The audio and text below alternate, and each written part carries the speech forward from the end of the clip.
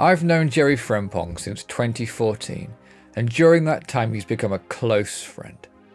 He's someone who always brings encouragement, wisdom, and joy to every interaction we have, and it's therefore a real pleasure to sit down with him for today's episode of Soundcheck Stories and talk through his incredible story as a DJ, pioneer, and entrepreneur. We discuss his roots and formative years in London and Leeds, how travel and prayer birth new ideas, and the redemptive journey he has recently been on following the discovery and release of his father's musical legacy. This is also a moment to introduce him in his new role as the coordinator for Soundcheck as I step down from the post, and I hope you'll join me in cheering him on as he begins the next chapter of his musical odyssey. Really so good to have Jerry Frempong with us for this episode of Soundcheck Stories, and this one is a special one for lots of reasons, not least because in many ways this is a bit of a handover moment. Yeah. I'm stepping down from my role at Soundcheck as of this month, and Jerry, you are taking over responsibilities for the work and the services I am that we indeed. offer. Yes, I am So indeed. this interview is a form of introduction, really, for you Yeah, in many ways, and an opportunity to hear your story sure. as you embark upon what is actually a new chapter, which is just so exciting. So I'm really blessed that we get to do this today. To me, it's a really poignant moment. Thank Um, and when I consider your journey, right, it seems to me like you are so well positioned for this role, for offering care and pastoral support to the music industry, you. which anyone who follows our work knows that's what we do at Soundcheck. Sure. You are a pioneering advocate for the underground house music scene, and you're responsible for running the hugely popular Pret-a-Cute parties in London, alongside playing at a broad and eclectic CV of establishments, including Ministry of Sound, Sankey's, and Socio. Yeah. You've held on a residency at Push FM, performed internationally in Ibiza, and you're also founder of DJs on Demand, which is a London-based DJ agency, which Yeah. is home for the likes of Marcia Carr. And in many ways, you've been kind of like doing this soundcheck role in sort of extension of the agency work that you've been doing, taking care of artists, looking after DJs, and offering support and care in that context as well. Absolutely. Um, and more recently, the journey has included a new project with BBE Records, specifically involving Ghanaian High Life and Asona Records, and the role that your dad had to play in Yeah. that sound, very much championing his legacy. And perhaps we'll talk more about that later. It's such a great story. It'd be really good to hear you share more about that. But we've obviously been good friends for years as well. So Indeed. this is Indeed just we really have. exciting for me, you know? I mean, So I'm it's really, equally as exciting for me as well. I mean, who would have thought that this would be happening? That I know, this the baton exchange would be happening in the way that it is happening. I mean, it's just I know. quite poetic, actually, in It quite is, isn't it? isn't it? Yeah. We've been set up for sure, but it's all Set up. good. Indeed. But it's all good. I'm really, Yeah. I'm It pretty is. excited to see what happens next. Right, I'm just really intrigued to see what happens next. And so, Yeah. so really, mate, without further ado, I'd just love to kind of get into this. Let's talk about some of the early years, right? Let's talk Yeah. about how did you get into DJing and music? What were the formative moments that you can remember? Where did it begin? Yeah, it began in the family home. My dad, Anthony Roberts Frempong, God rest his soul, he was heavily into music. He loved all sorts of music from sort of 70s disco through to sort of 80s electro, as well as sort of like Ghanaian folk music, which was played sort of like on a daily basis at home. I was born in Clapham, South London. We had our home in Peckham. We lived on an estate in Peckham with my mum and my sister. And yeah, music was constantly being played in and around the house on the hi-fi sort of system and stuff. So I was just influenced by that in a natural way.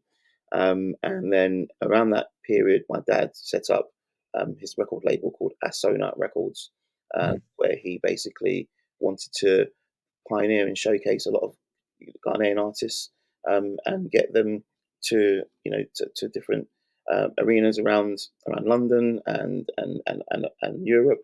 and yeah, I got to see a lot of the events that he put on back then, which inspired me, probably subconsciously, at that time as a kid. Um, Sure. Unfortunately, at the peak of his success, um, we had a family breakup, and so I went with my mum, and then he went his separate way, and so we didn't really see much of him from sort of like the '90s onwards, really. But Okay. the inspiration for music was still there in my heart, and I was at that time exposed in the early '90s to like kind of like rave culture. Didn't go to the Mm. sort of raves. I was too young. I was like 10, but I could hear some of these live broadcasts on sort of pirate radio stations, which massively Sure. inspired me of like, where's this sound coming from, and all these different sort of electronic sort of dance music sort of genres, pumping through sort of the illegal airwaves back, Yeah. Right. back in those times. Um, Sure, man. and in terms of the DJing sort of seed, it was kind of by accident, if I'm being honest with you. Okay.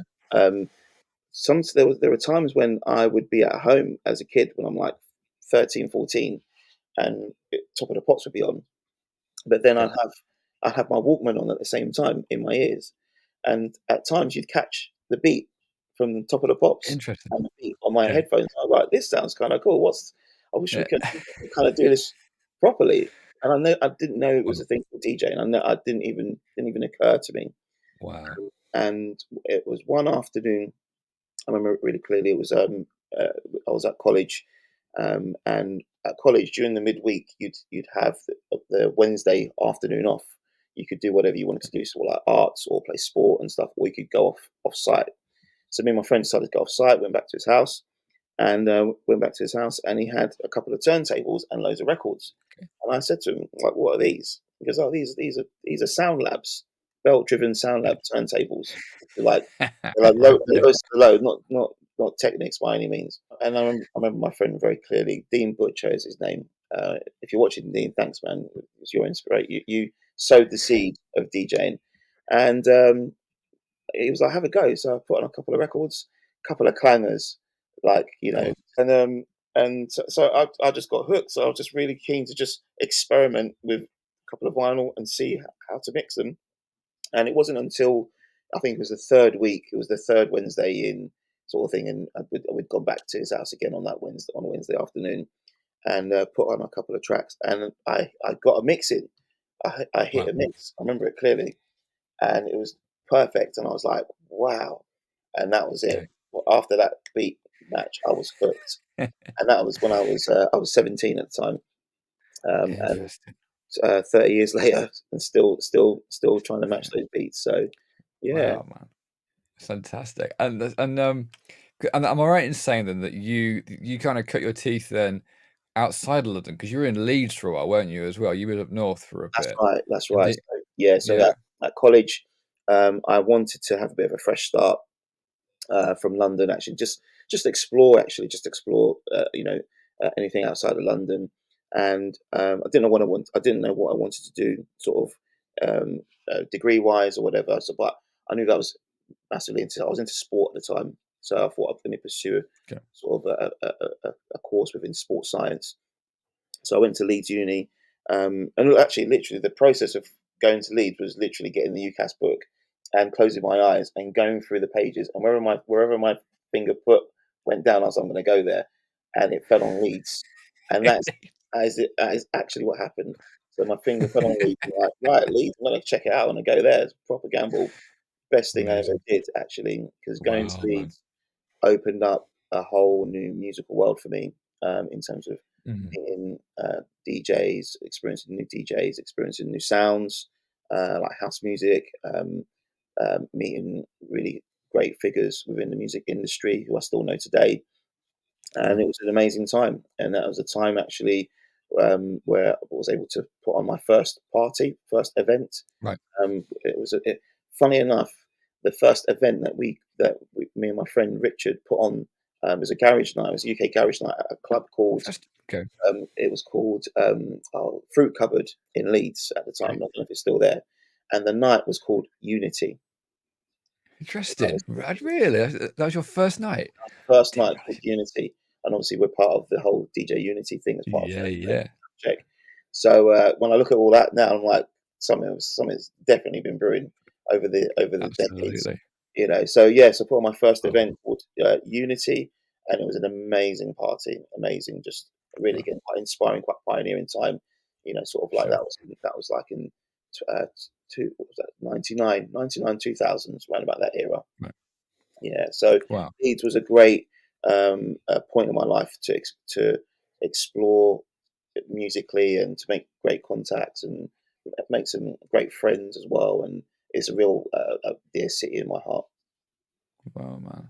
So good. And then, yeah, and obviously then you transitioned back to London Yeah, and you then had a, I mean, I know that you did a lot of things, but one of the things which certainly that I was sort of really happy to be to attend and be part of was the Pret Kute nights that you yeah, ran, yeah, especially on the Thames and at other venues as well. So yeah. how did they come about? What's the story around those? So yeah, I mean, it's an interesting story. I mean, as you know, I'm a person of faith, man of faith, you Mm, know, and but at this point, I hadn't really committed my life to God at this point, but I had faith, and yeah.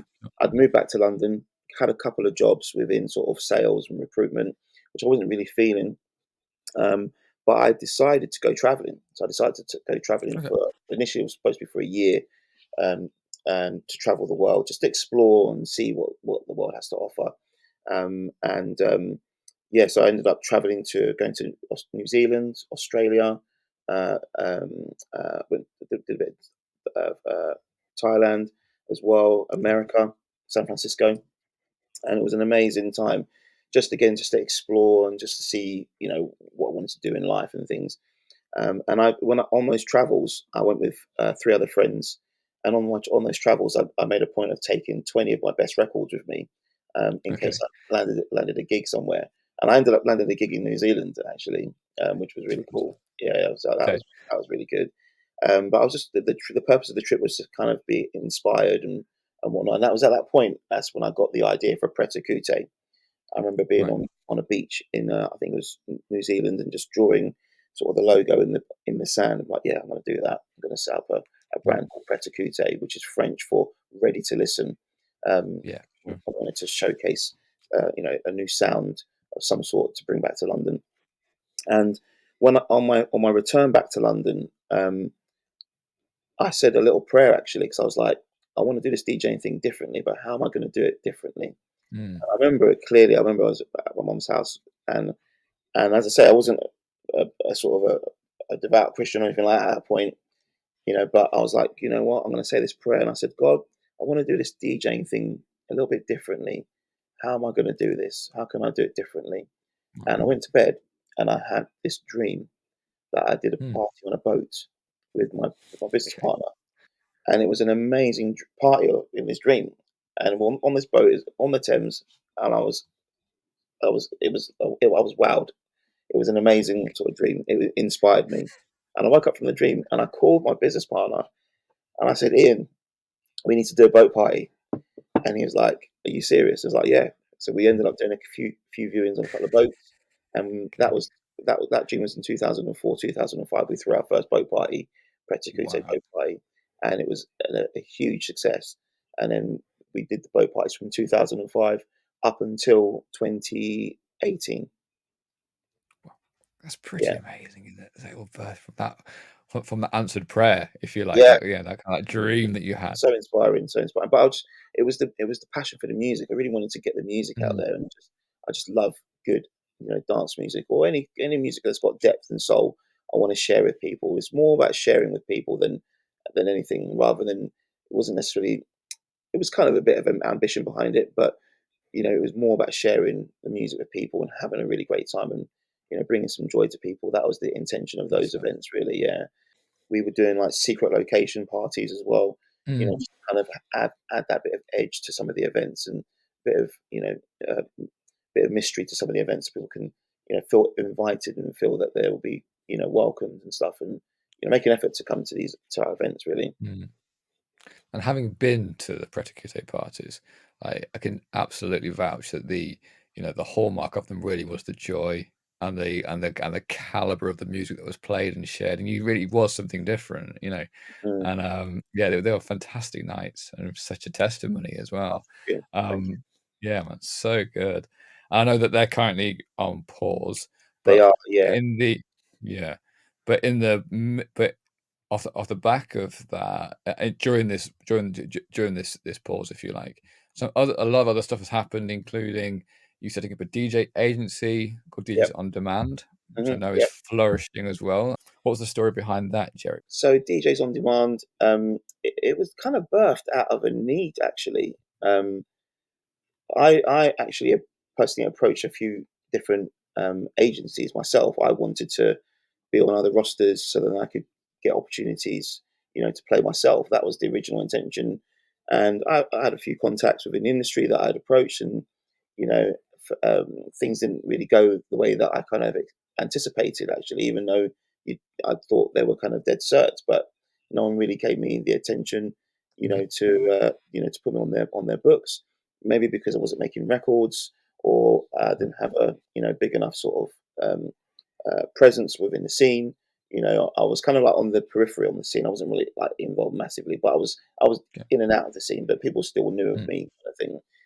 So maybe that was because of that. But then, as you know, with DJ Unity, which we've been part of for a few years now, which is to help, sort of faith based sort of DJs and producers. mm, We was at a meeting. Not me. I remember it distinctly. We was at a meeting, and it was like a prayer kind of meeting. And during this time of prayer meeting, I felt inspired to create a DJ agency to actually help DJs get work, and I can get work for myself.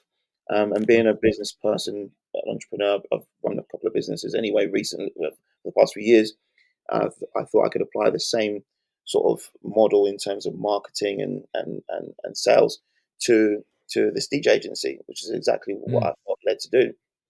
And it was really interesting in terms of how the name came about, because I was thinking of the names of what to call it, but had no idea what to call it. And again, going back to the quick prayer, it seems to be a running theme here. I Going gotta back say, yeah. going back to the quick prayer, I was like, what am I going to call this? I was like, what should we call this?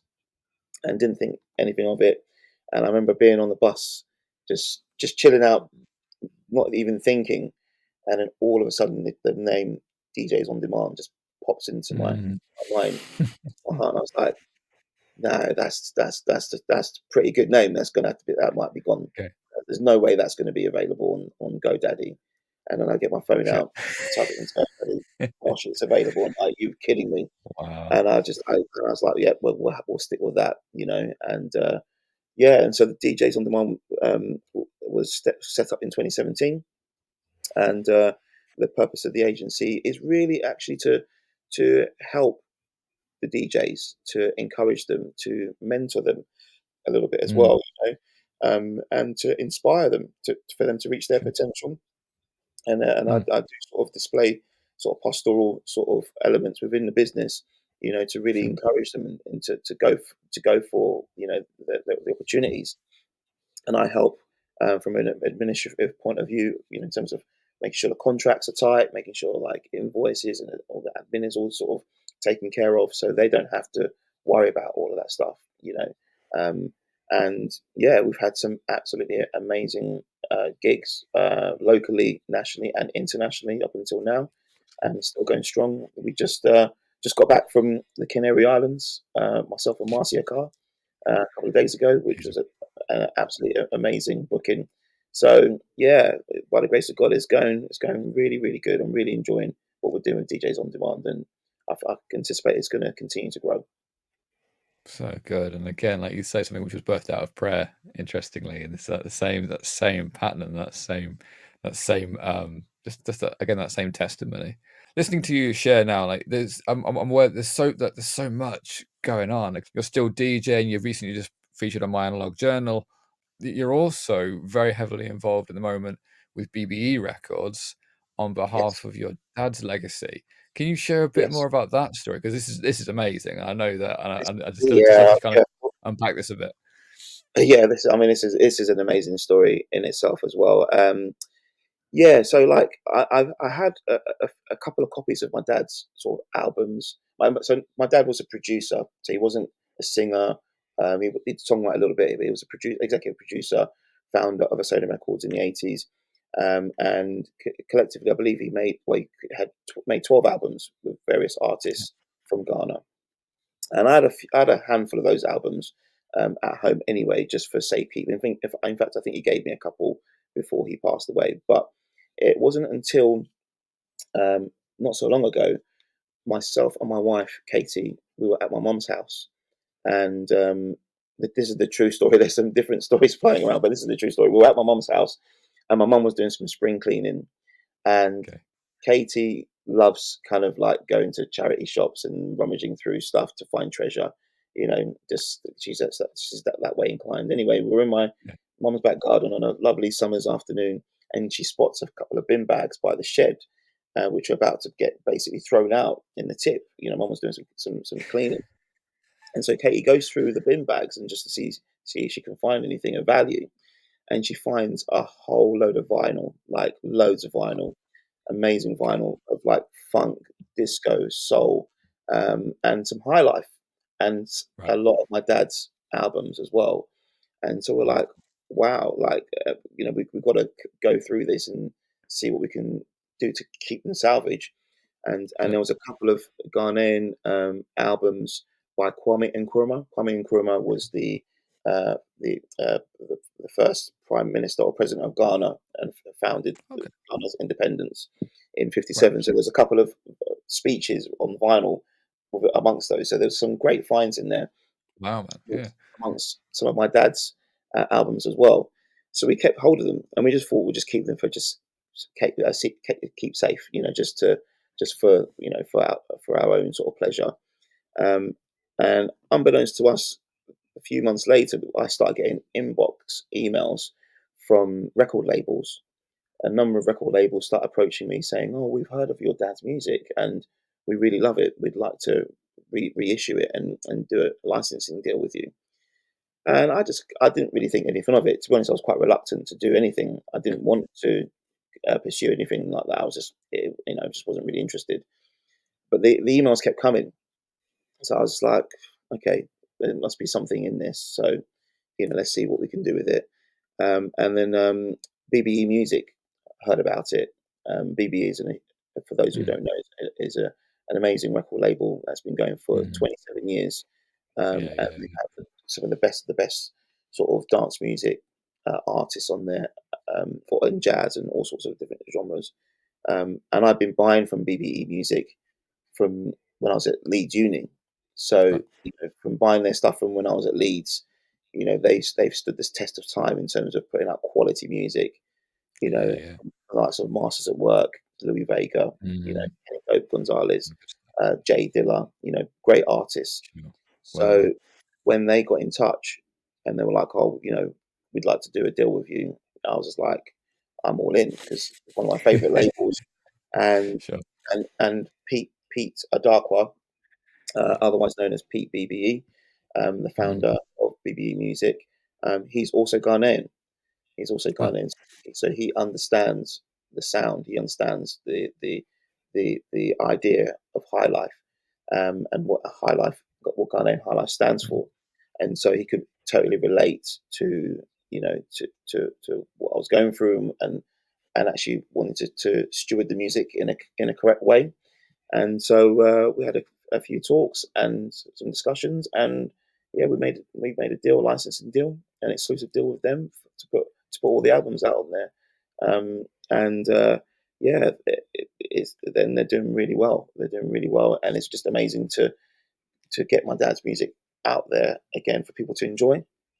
And Sure. just yeah, it just really touches me that his music is still alive, and that he's Wow. alive in the music. And Sure. whenever I listen to the music now, I hear him in the music, and it's just Mm. really great to experience, and really thankful for that experience, really. Sure. So yeah. Fantastic. And we were sharing before we came on here, weren't we, about the redemptive quality of this. Like you alluded earlier to the fact that there was that breakup in the family, and then Yeah, that very difficult time, and then but this music's been very healing, I guess, for you, and it's been that very much that kind of very rejuvenating to get it released and to it's celebrate that again. yeah, it's definitely been quite a healing time actually with this. Mm, I recently just came back from Ghana a couple of weeks ago. okay. I took Katie, my wife, to Ghana for the first time. Went with my mum, my sister, and my nephew, and it was the first time since we've been to Ghana since we laid our dad to rest. So dad Okay. passed away 12 years ago, so we hadn't been to Ghana since. And so to go back to Ghana to kind of check out the land and to just reconnect with the land again and Mm, reconnect with the sounds and the culture was really really amazing. And obviously, in light with the albums being re-released, it was nice and fitting to go back and just to kind of say yes, we've done it kind of thing. yeah. And funny enough, I did a set on my analog journal Yeah. recently, and on my way back from the last day coming back from Ghana, I was sat in the lounge, in the airport lounge, just about to take off, and then I got notification that my set of my dad's music was had just been launched on YouTube via my analog journal. So it was very fitting. It was very fitting So and good. yeah, very quite emotional to be honest. It was almost like Yeah, of job course. done. Yeah. So yeah, awesome. Fantastic, man. Thanks for sharing that, mate. So good, so good. And as we sort of look ahead, you're now stepping into what is an addition to everything else that you're doing. Obviously, as we said at the start, you're stepping into the sound check role, Yeah. and you're heading up a lot of the work in terms of pastoral care, which in some ways is an extension of what you're doing with DOD, in which Yeah. that you're caring for DJs. You've already been doing the job, so Yeah. in many ways, this is kind of like a formalizing Absolutely. of that already established position. But can you share a little bit about your perception for the industry in terms of your heart for it, as to where it's at, some of the struggles that you've seen over your time as working as a promoter and a DJ, Mm. so maybe like in mental health or through just through the challenges that people face. Can you share a little bit about your heart for the industry, what you've Yeah, of seen? course. Absolutely. Yeah, I mean, my heart for the industry is really. I have a soft spot for the industry. One, we love music. We all love music, and we want to Mm, share music with people. It's also it's quite a glamorized industry, but sure. under that glamour, there can be a lot of depression for people, a lot of sadness and loneliness for DJs, Mm, artists, producers, songwriters. So then that's where my heart comes in because being somebody who's a positive guy and a person of faith, in this industry, you want to share that with other people, mm, and especially where creatives, um, do struggle. I've seen it a lot where people do struggle in the industry with addictions, with substance mm, abuse, or lack of opportunity or direction and sure. guidance. I feel that I'm in a really good position with the other volunteers within Soundcheck to help Yeah. facilitate this, to help facilitate support for people within the music industry.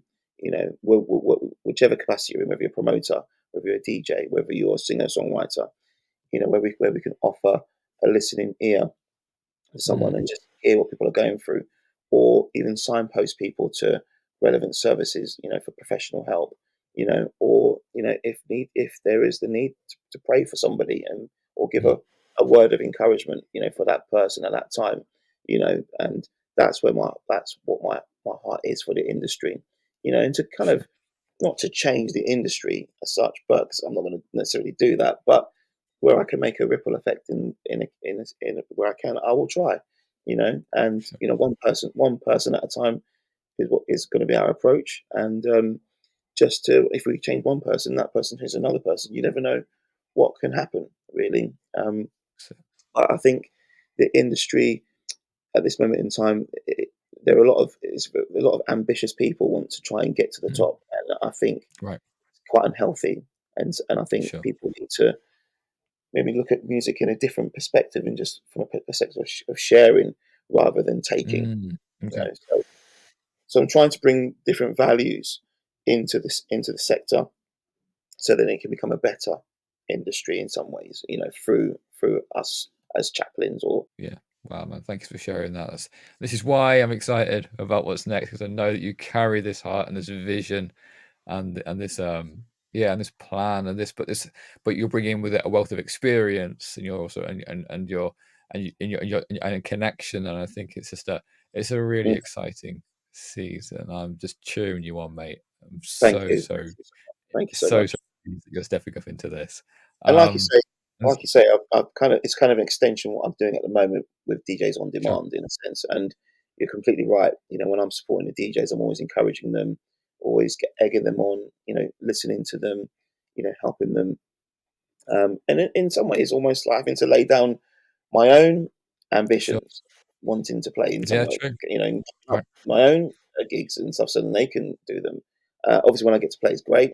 But when you get to see somebody who's fulfilling their destiny, and actually reaching their potential, it's an amazing feeling when you can sure, when you contribute and help towards that person's absolutely, sort of, success. It's a great feeling, and I know it comes around as well. yeah, At sure. some points as well as. But that initial sacrifice can be quite difficult. But then, like you Yeah, say, the um, yeah, there is that wonderful reward, and of seeing someone flourish. And I guess as you touched on it a minute ago, that's kind of I get that attitude with the music industry is relatively radical. That kind of sharing attitude and mm, sort of laying things down, as opposed to what we see a lot of the time, which is a lot of ambition and pushing. totally. You're bringing something quite different into that, and I think that's really exciting and really, yeah, just really again, very pioneering, very and Mm, just indicative of who you are, really, mate. And so, yeah, fantastic. So excited to see what's next, and me really too. intrigued to see. Well, it's going to be it's going to be quite a journey. Mm, Um, so good to chat to you, today, Jerry. I'm going to ask you a question that I know I've not prepped you for. sure. Um, so this is kind of like the set question. Yeah, Has there been, or is there a piece of music or an album? We're gonna go. We can go wide with this because yeah, previous guests have taken this wide. yeah, So yeah. So we're gonna go. It can either be a piece of music, a track, yeah. or an album that when you heard it, it changed your life. Oh gosh, it changed my life. Is there anything that you can think of? I'm pretty sure I've put you on the spot here, but is there Yeah. anything which comes to mind when you thought when you heard something, you thought, yeah, something changed at that point for you? Do you know what? Actually, I think there is.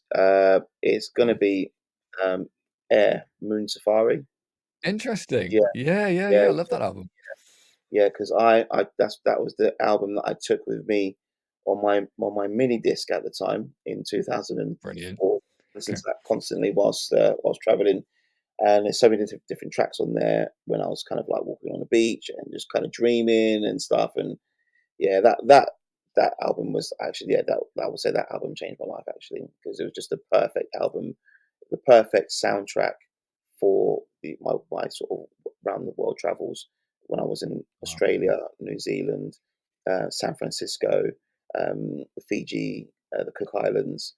It was that was the soundtrack for that, and that was the time when that was inspiring me to create Preta Kute Mm, and to pursue this kind of career in DJing, so to speak. sure. Yeah, Moon Safari, Definitely. wonderful, wonderful album. Oh, glorious album. Wow. Great choice. Love it. So good to share today, Jerry. Thanks for Thank you having me. so much for making the time for this. So looking forward to seeing what happens next in terms of all the other projects, particularly for Soundcheck. Mm-mm. And we are praying for you Thanks, and man. cheering you on. Can we just again in terms of links, where if people want to hear your music, your sets, where can we go to find Sure. those? If anyone wants to listen to any of my sets, you can go to soundcloud.com/Jerry Frempong. Um, if you want to watch any of my DJ sets on YouTube, I think it's YouTube/, Jerry Frempong _DJ. And if you want to find me on Instagram, it's Jerry Frempong. You can find me on that. You can check out all the mixes there. But Luke, I want to say thank you to you, man, for what you have been leading for the past 6 years and stewarded magnificently and sown so many quality seeds into the ground. And it's an honor to take the baton from you, and I know that we're going to grow this into something amazing with God's help. And but yeah, thank you for everything you've done for Soundcheck and DJ Unity. And we're cheering you on as well in your next chapter as well, and praying for you too, bro. Bless you, man. It's been a privilege, genuinely. Thanks, Jerry. I really appreciate that, mate. No worries. Thank you.